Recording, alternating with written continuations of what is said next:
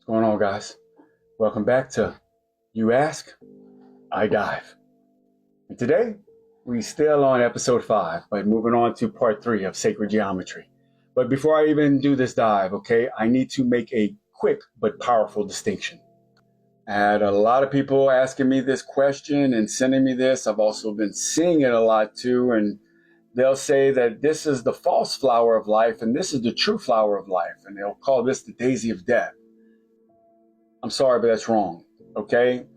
The reason is they'll say, well, their reason is because the double rings and your consciousness can't expand. And it has something to do with expansion, yes, but not the consciousness. Okay. This right here is the inner works of creation, right? It holds the structure together. It's the geometry of form, right? The lotus of life, that's your toroidal field. That's the energy spiral that flows outward and beyond you. It's your electromagnetic aura, this one right here. So this happens within you. This happens outside of you, okay? Both of them are sacred and both of them are a part of a divine design, okay? One is just the blueprint within and the other one is the expansion on the out. So this is false. I just wanted to give you an example real quick. Okay, now that we've distinguished the flower of life as the internal and the lotus of life as the external, we're going to pick up right where we left off, which is seed of life. Conveniently fitting inside of the flower of life perfectly. But remember, this is not just symbolic. It's biological. It's literally you. Yeah, that's how all life begins. A single cell divides and it divides again and again and again and again and again. And it makes the sacred structure. Would you like to see cell division in real time? I got you. You're about to see some geometry in motion. You watch cell division happen under a microscope with special dyes, you see there's spindle fibers that shoot out like Spider-Man. I mean, they shoot out from these little bitty centrosomes. They shoot out and they attach to the chromosomes.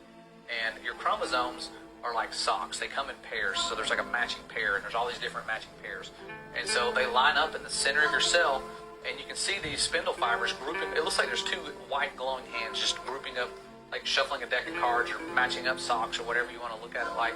And then when everything's matched up, it just goes, pulls it apart. And it's like, ow. How does it pull it apart? What force is it using? What eyeballs do these little things have that let them see the chromosomes? It's not like this centrosome goes, all right, go that way, head left, head right. They shoot out and they guide with accurate precision, boom, into where your skin cell, when it goes apart. Well, that was crazy, was it not? Like, to see it in real time, just pull apart stuff like that, it blows my mind every time, I swear. Look, okay, we're at the seed of life. It gets germinated, moving on to the fruit of life, okay? Now remember, you're only looking at a two-dimensional object right here. These are 13 perfectly placed spheres, right? Now, here's where things get a little interesting, okay? As I kept digging a little bit, you know how we were taught about 7 energy chakras, right? Ancient teachings like theosophy and hermetic schools and even modern ascension sciences speak of like 12 or 13 of these energy centers, like each one having their own spiritual function. You got me to think about this, 13 spheres. I don't know, connection? It may just be the key to unlocking them all. This is why I share. Reminder that the feminine energy, right, it is curves, it's circles, spirals, or zeros. And the masculine energy, well, that's force with direction, straight lines, to the point.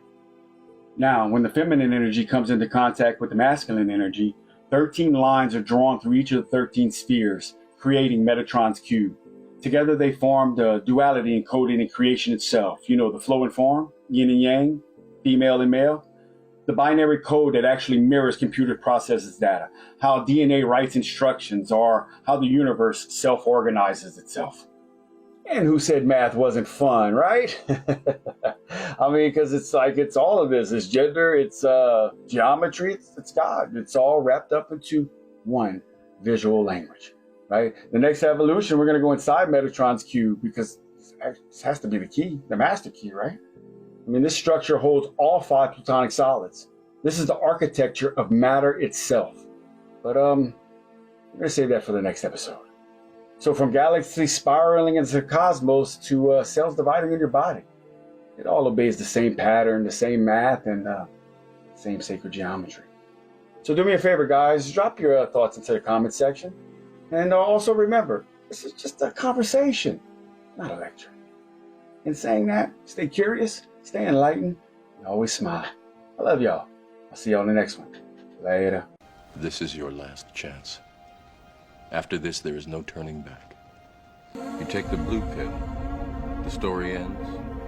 You wake up in your bed and believe whatever you want to. You take the red pill, you stay in Wonderland. And I show you how deep the rabbit hole